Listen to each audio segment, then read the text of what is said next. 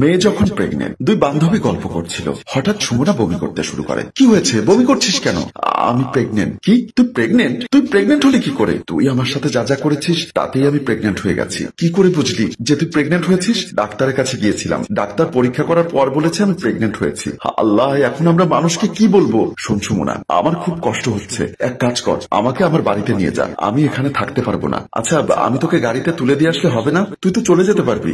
না, আমি যেতে পারবো না, তোকে আমার সাথে যেতে হবে। তুই আমার বাচ্চার বাবা, তুই আমার সাথে গেলে সমস্যা কি? আচ্ছা ঠিক আছে চল। কাপড় চোপড় গুছিয়ে দুজনে বের হয়ে গেল, বাড়িতে চলে গেল। সুমনা তার বাবা মাকে ডাক দিল। বাবা মা বের হয়ে সুমনাকে দেখে অবাক হয়ে গেল। মা বলল, হঠাৎ করে চলে এলি? তোকে কতবার বলেছি বাড়িতে আয়, তুই আসিসনি। আজকে যে হুট করে কাউকে না বলে চলে আসলি, খুব ভালো হয়েছে। এর মধ্যে সুমনা আবারও বমি করতে লাগলো। মা বলল, এ কি হয়েছে তোর, এমন করছিস কেন?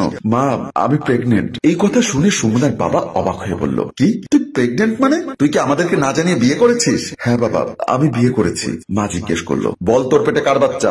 মা, আমার পেটে ওর বাচ্চা। কি, ও তো একটা মেয়ে মানুষ, ওর বাচ্চা কি করে তোর পেটে আসে? আল্লাহ, আমি এসব কি শুনছি? আমার মরণ হচ্ছে না কেন? আল্লাহ, তুমি আমাকে মরণ দাও। মিলি বলল, আন্টি, যেহেতু আমরা বিয়ে করে ফেলেছি, আর কি করার আছে, আমাদেরকে মেনে নিন। বাবা বলল, এই, এদেরকে বাড়ি থেকে বের করে দাও। মা বলল, ঠিক আছে, বের হয়ে যা, বের হয়ে যা বলছি। আমি অসুস্থ শরীর নিয়ে কোথায় যাব? তোদের যেখানে খুশি সেখানে চলে যা। মিলিয়া সুমনা দুজনেই বের হয়ে গেল। সুমনার বাবা বলল, এই, তুমি ওদেরকে নিয়ে এসো। নিয়ে আসবো মানে? তুমি না ওদেরকে বের হয়ে যেতে বললে, আবার কেন নিয়ে আসবো? আহা, তোমাকে যা বলছি তাই করো, তাড়াতাড়ি গিয়ে নিয়ে এসো, নিয়ে এসে ওই রুমে ঢুকিয়ে দাও। আচ্ছা ঠিক আছে বলে ওই দিকে গেল। পেছন দিক থেকে ডাক দিয়ে বলল, এই সুমনা, দাঁড়া। সুমনা আর মিলি দাঁড়ালো। মা বলল, তোদেরকে তোর বাবা যেতে না করেছে, আয়, তোরা বাড়িতে আয়। দুজনই খুশি হয়ে আবারও ভেতরে চলে গেল। একটা রুমে নিয়ে গিয়ে বলল, তোরা এই রুমে থাক, আমি গেলাম। সুমনার বাবা খুব রেগে আছে, কারণ তাদের একমাত্র মেয়ে সুমনা। তাকে নিয়ে বাবা মায়ের মনে অনেক স্বপ্ন ছিল, সেই স্বপ্ন সব মাটিতে মিশিয়ে দিল। হামিদা বেগম গিয়ে পাশে বসে বলল, তুমি আবার কেন তাদেরকে বাড়ি ঢুকতে বললে? আমি তোমার বুদ্ধিতে কাজ করি না, আমি আমার বুদ্ধি দিয়ে কাজ করি। ওরা যদি এখন বের হয়ে যায় তাহলে কোথাও গিয়ে উঠবে, তখন কেউ যদি তার পরিচয় জিজ্ঞাসা করে তখন তো আমার নামটাই বলবে, তোমার পরিচয় তো আর দিবে না। তখন তো আমার মান সম্মান সব শেষ হয়ে যাবে। কি মেয়ে পেটে ধরেছিলি? আমার দোষ কি? আমি কি মেয়েকে শহরে পাঠিয়েছিলাম? পাঠিয়েছিলে তো তুমি। আচ্ছা, আমি একটা জিনিস বুঝলাম না, ওরা তো দুজনেই মেয়ে, তাহলে কিভাবে প্রেগনেন্ট হলো? হ্যাঁ, তুমি ঠিকই ধরেছ, এখানে নিশ্চয়ই কোনো রহস্য লুকিয়ে আছে। সুমনা তার বান্ধবী মিলিকে বলছে, তুই আমার সাথে এমন কেন করলি?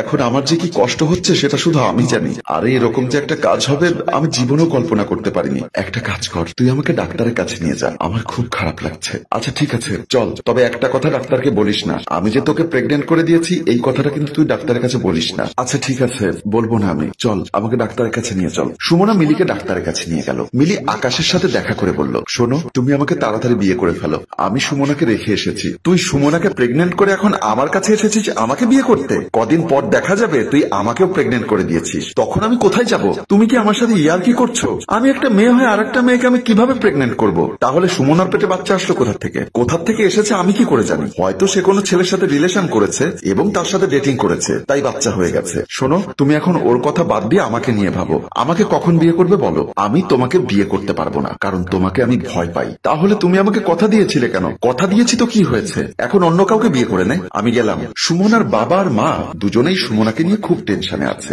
এর মধ্যে সুমনা গিয়ে কান্নাকাটি করা শুরু করে দিয়েছে। মা জিজ্ঞাসা করলো, কিরে কি হয়েছে, কান্নাকাটি করছিস কেন? মা, আমার সব শেষ হয়ে গেছে, আমার বাচ্চার বাবা আমাকে রেখে পালিয়ে গেছে। কিভাবে, কোথায় পালিয়ে গেছে? সে আমাকে ডাক্তারের কাছে নিয়ে গিয়েছিল, আমাকে ডাক্তারের চেম্বারে বসিয়ে রেখে বললো একটু বাইরে যাবে, যাওয়ার পর আর আসেনি। এখন সে তার মোবাইলটা বন্ধ করে রেখেছে। বাবা বলল, খুব ভালো হয়েছে, একটা আপদ বিদায় হয়ে গেছে। বাবা, তুমি এসব কি বলছো? তোমার মেয়ের সংসার ভেঙে গেছে আর তুমি খুশি হয়ে গেছো? হ্যাঁ, অনেক খুশি হয়েছি। তোর মাথার উপর যদি একটা ঠাডা পড়তো তাহলে আমি আরো বেশি খুশি হতাম। বাবা, তুমি আমাকে মরার জন্য অভিশাপ দিচ্ছ? তুমি কি বাপ নাকি অন্য কিছু? মা ধমক দিয়ে বলল, চুপ বেয়াদব, তোকে জন্ম দিয়ে আমরা ভুল করেছি, তুই এক্ষুনি গিয়ে পেটের বাচ্চা নষ্ট করে দিয়ে আয়। না মা, এটা কখনো সম্ভব না, আমার স্বামী না থাকলেও আমি আমার বাচ্চার কোনো ক্ষতি হতে দিব না। মন চাইছে তোকে গলা টিপে মেরে ফেলি। মা, আমি এই বাড়িতে থাকবো না, তোমরা আমাকে মেরে ফেলবে। বাবা বলল, তুই কোথাও যেতে পারবি না। এই, আমি বাইরে গেলাম, তুমি একে চোখে চোখে রেখো। সুমনার বাবা বের হয়ে গেল। পাশের বাড়ির শিহাব নামের এক ছেলের সাথে দেখা হলো সুমনার বাবা খালেকের। কোথায় যাচ্ছেন আঙ্কেল? কোথায় যাচ্ছে জিজ্ঞেস করলে বলল, চাচা, সুমনা নাকি কোন একটা মেয়েকে বিয়ে করেছে, তাকে একটু দেখতে যাচ্ছি। কে বলেছে তোকে সব কথা? আমার মেয়ে কাউকে বিয়ে করেনি। চাচা, আপনার মেয়ে যা করেছে তা তো ভাইরাল সবার মুখে মুখে, আপনি না বললে কি হবে? আমার মেয়ে কিচ্ছু করেনি, আমার মেয়ে আমার বাড়িতেও নেই, তুই এখন চলে যা। ঠিক আছে চাচা, চলে যাচ্ছি, তবে আবার আসবো, তখন মানুষজন আরো বেশি করে নিয়ে আসবো। এই বলে শিহাব নামের ছেলেটা চলে গেল। খালেকার দোকানের দিকে না গিয়ে আবার বাসায় চলে গেল। বাসায় গিয়ে সোজা সুমনার রুমে গিয়ে সুমনার মাকে ডাক দিয়ে বলল, এই কোথায় তুমি? তোমার মেয়েকে সহ নিয়ে বের হও। সুমনাকে নিয়ে তার মা বের হয়ে আসলো। খালেক বলল, এই তোমার মেয়েকে হয় আমার বাড়ি থেকে বের হয়ে যেতে বলো, না হলে তার পেটের বাচ্চাকে নষ্ট করে ফেলতে বলো। আমি মানুষের অপমান আর সহ্য করতে পারছি না। আরে সবাই আমাকে ছিছি করছে, এই খবর পুরো এলাকায় ছড়িয়ে পড়েছে। কদিন পর মানুষ আমার মুখে থুথু নিক্ষেপ করবে। মা সুমনাকে বলল, সুমনা তুই যদি আমাদের ভালো চাস তাহলে তুই তোর পেটের ওই অবৈধ বাচ্চা নষ্ট করে দে। না মা, আমি আমার পেটের বাচ্চা নষ্ট করতে পারবো না। তাহলে তুই এক্ষুনি এই বাড়ি থেকে বের হয়ে যা। বাবা, আমরা তো বের হয়ে গিয়েছিলাম, তুমি আবার আমাদের বাড়িতে জায়গা দিয়ে এখন আবার তাড়িয়ে দিচ্ছ কেন? আমরা মনে করেছিলাম তুই আমাদের কথা শুনবি, কিন্তু তোকে তো আমরা কুলাঙ্গার জন্ম দিয়েছি। তোর কাছে আমাদের কথার কোনো গুরুত্ব নেই। যা, এক্ষুনি বের হয়ে যা। আমি এত রাতে কোথায় যাব?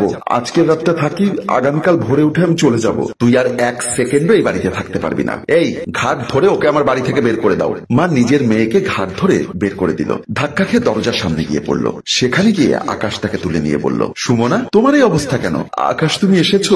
আমার মা বাবা আমাকে বাড়ি থেকে বের করে দিচ্ছে। কোনো সমস্যা নেই, আমি চলে এসেছি, চলো আমার সাথে, তোমাকে আমি আমার বাড়িতে নিয়ে যাব। সুমনার মা বাবা গিয়ে বলল, এই ছেলে কে তুমি? আমি কি আপনার মেয়ের কাছে জিজ্ঞাসা করুন।